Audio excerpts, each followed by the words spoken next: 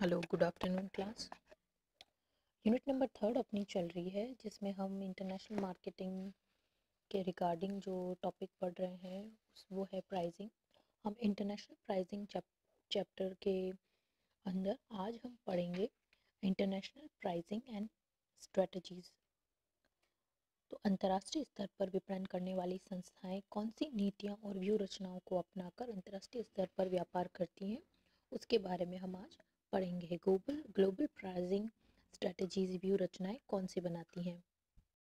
हमने ये पहले भी पढ़ा है कि इंटरनेशनल स्तर पर अगर कोई भी संस्था काम करती है, अपने उत्पाद को बेचती है, तो उसको डोमेस्टिक के कंपैरिजन में कुछ ज़्यादा ही सजग रहना पड़ता है, क्योंकि वहाँ का जो कल्चर है, वहाँ का जो गवर्नमेंट पॉलिसीज़ हैं वो इतनी टफ़र होती हैं, इतनी जटिल होती हैं कि वहाँ पर अपने उस प्रोडक्ट को लॉन्च करना यूँ भी बहुत मुश्किल होता है। इसलिए बिना किसी प्लानिंग के वो अपने उस प्रोडक्ट को वहाँ पर लॉन्च नहीं कर सकते। तो जब वो मूल्य का निर्धारण करती है, जिसमें कल हमने ये पढ़ा था कि कैसे इंटरनल और एक्सटर्नल फैक्टर्स किसी भी वस्तु के मूल्य को प्रभावित करते हैं, जिसमें उसकी लागत, श्रम का महत्व, टाइम, सब कुछ मैटर करता है।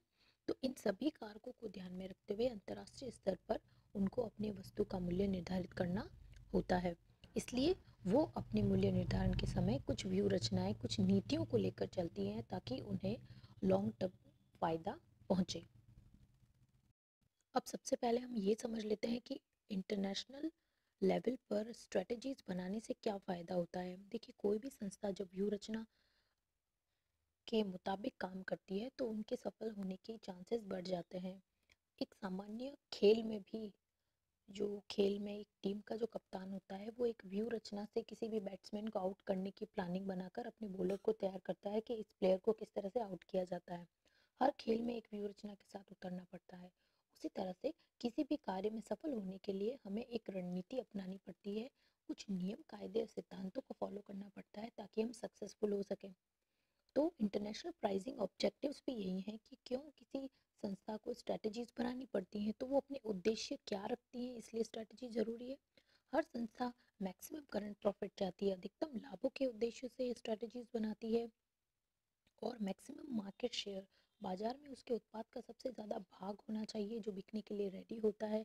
उसका जो लाभों का जो शेयर है वो अधिकतम होना चाहिए। Market minimum maximum market skimming, देखिए स्किमिंग का मतलब होता है कि ज़्यादा से ज़्यादा फ़ायदा उठा पाना बाज़ार का।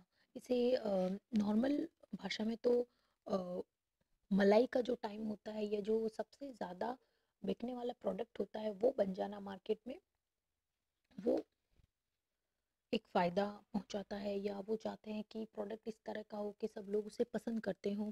प्रोडक्ट की क्वालिटी में उनकी लीडरशिप होनी चाहिए, यानी कि सबसे पहला अगर किसी प्रोडक्ट की पसंद का नाम आता है तो उनके प्रोडक्ट को ही पसंद किया जाए, वही प्रोडक्ट लीड करता हो, चाहे वो प्रोडक्ट लो प्राइस पे हो या हाई प्राइस पे हो। अब देखिए, इंटरनेशनल प्राइसिंग फ्रेमवर्क में हम इसको ओवरऑल इस तरह से समझ सकते हैं। अगर आपके एग्ज़ाम में भी पॉलिसीज़ और स्ट्रेटजीज आ सकती है तो आप इस तरह का एक फ्लो चार्ट बना के अपने इस टॉपिक को बहुत अच्छे से प्रेजेंट कर सकते हैं।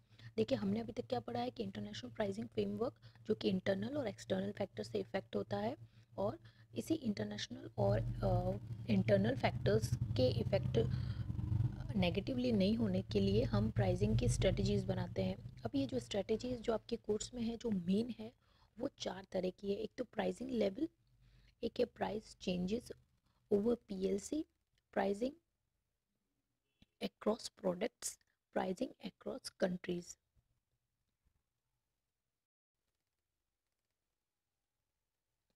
अर्थात प्राइसिंग अबव द मार्केट, बाजार से ऊंचे मूल्य का निर्माण करना।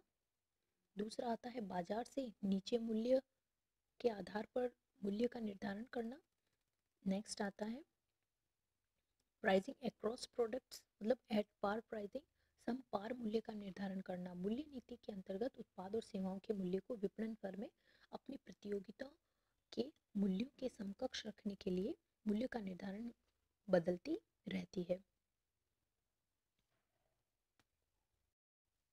नेक्स्ट आता है प्राइसिंग अक्रॉस कंट्री। अंतर्राष्ट्रीय विपणन में काम करने वाली फर्मों का अपने उत्पादन के लिए ट्रांसफर प्राइसिंग हस्तांतरित मूल्य निर्धारण करना होता है, क्योंकि भारत और विदेशों में जो उत्पाद बिकने वाला होता है वहाँ की करेंसी चेंज है, तो उस प्रोडक्ट की जो प्राइसिंग, पैकेजिंग, लेबलिंग होती है वो भी चेंज हो जाती है, तो उसके लिए भी स्ट्रेटजीज भी नई बनानी पड़ती है। अब जो सबसे मेजर प्राइसिंग अप्रोच होती है या स्ट्रेटजी जिसे हम कहते हैं, जो कि हमें पढ़नी ज़रूरी है, उसमें खास है 4, जिसमें सबसे पहली है कॉस्ट बेस प्राइसिंग, नेक्स्ट है full cost pricing, marginal cost pricing and last market based pricing.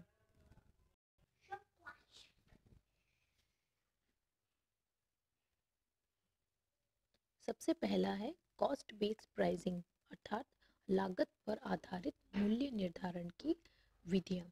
मूल्य निर्धारण की जो विधियाँ होती हैं, जो वस्तु और उत्पाद की लागत को प्रभावित करती हैं, वो भी उसके मूल्य निर्धारण में महत्वपूर्ण भूमिका निभाती है।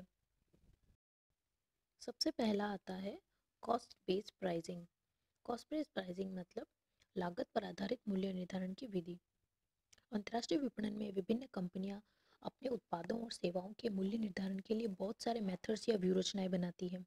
अब कौन सी विधि किस समय काम में लेनी है, इसलिए वो इन सभी प्रकार की विधियों पर स्टडी करती हैं, ताकि सही समय पर एक सही विधि का इस्तेमाल किया जा सके।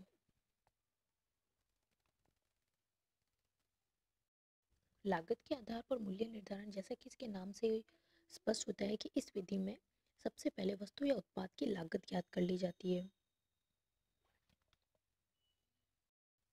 Costs. Costs are widely used for firm to determine prices in international market, especially in the initial stage. ये शुरुआती तौर पर तो लागत के आधार पर ही हम उस उत्पाद के मूल्य को निर्धारण करते हैं और अपेक्षित लाभ को उसमें जोड़ देते हैं, और इन दोनों के जोड़ से जो मूल्य प्राप्त होता है वही अपना विक्रय मूल्य हो जाता है। Generally new exporters determine export prices on X works price level and add a certain percentage of profit and other expenses depending upon the terms of delivery. वस्तु या उत्पाद की लागत ज्ञात करने के बाद में उसमें अपन अपने अपेक्षित लाभ को जोड़ेंगे, और इनसे जो मूल्य बनेगा वही अपन अपने उस उत्पाद की मूल्य निश्चित करते हैं। लागत के आधार पर मूल्य के निर्धारण करने में कई लाभ भी होते हैं तो कुछ हानियाँ भी झेलनी पड़ती हैं।